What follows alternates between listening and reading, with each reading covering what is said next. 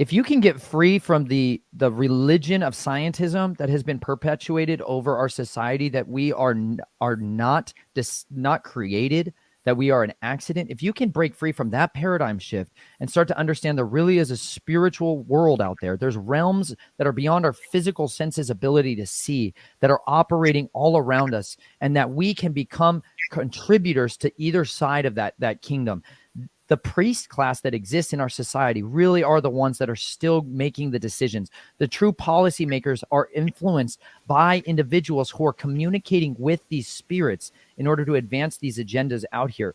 The people that you would think of as Hollywood actors, like, why is Tom Cruise's career so prolific and so successful? Because the man has rooted himself in this occult workings. The man is a sorcerer. The man is a sorcerer. Okay, the reason he's able to spellbind audiences is because he's possessed like them. He's possessed by them. Like, this is why, like, actors and celebrities, they call it method acting. And this is literally where they become possessed by the spirit of these. They used to call them the muses. Okay, this was a Greek word to describe, like, this is where we get the word museum. Like, this is where we get the word music. This is like where we get the idea that there are spirits floating around. This was a Greek concept, that there were spirits floating around, and one of those classes of spirits were called muses, and they were the ones who would inspire people, literally a spirit coming down into somebody and giving them an idea. They didn't believe that ideas came from us. They believed that we were people that physically could carry out the ideas of the spirits. And this is what, like, Gerald Butler, when before he did the film 300, he was King Leonidas in the film 300. Out of his own lips, he said, I channeled the spirit of Leonidas. I would empty myself of him, of myself, and I would call on him to come into me,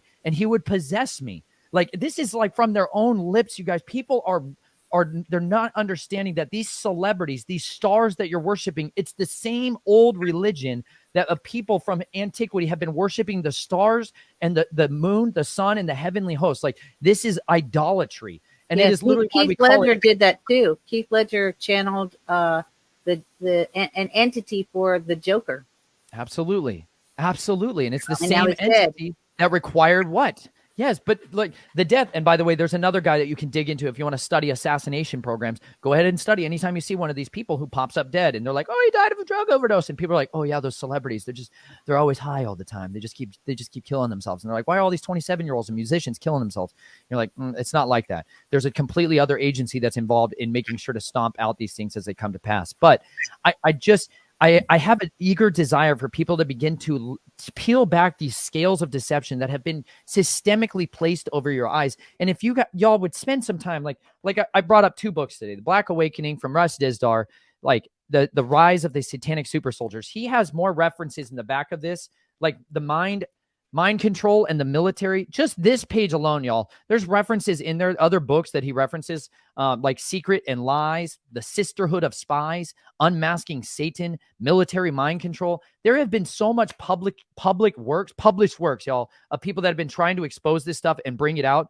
like Psychiatry and the CIA, The Victims of Mind Control, The Search for the Manchurian Candidate, Unshackled, A Survivor's Story of Mind Control. There are endless researches you guys can have. You can turn off the video games. Gosh dang it. Turn off the stupid video games and understand that you shouldn't be a 35-year-old man playing Call of Duty. You have a Call of Duty to fight in a real actual war every single day and night that's seeking to steal and kill all of the innocence of everybody's lives around you. Like, men were made to wage war. We were not made to sit in cubicles and become cowards of complacency who just sit there and do what we're told. And then we escape into the matrix at the end of our shift because we're so burned out and exhausted, because we're living a life of quiet desperation and nobody's shown us what it takes in order to contend against us. We're so strangled by learned helplessness because we're shown that no matter what you do, you can't get out of it. No matter how much you fight, you're never getting out of it. You're all under the very same systemic mind control that I was put under as a child. They used to hold me underwater till I drowned and dissociated, then raise me up. And then I thanked the person that saved my life, being like, wow, you're my hero.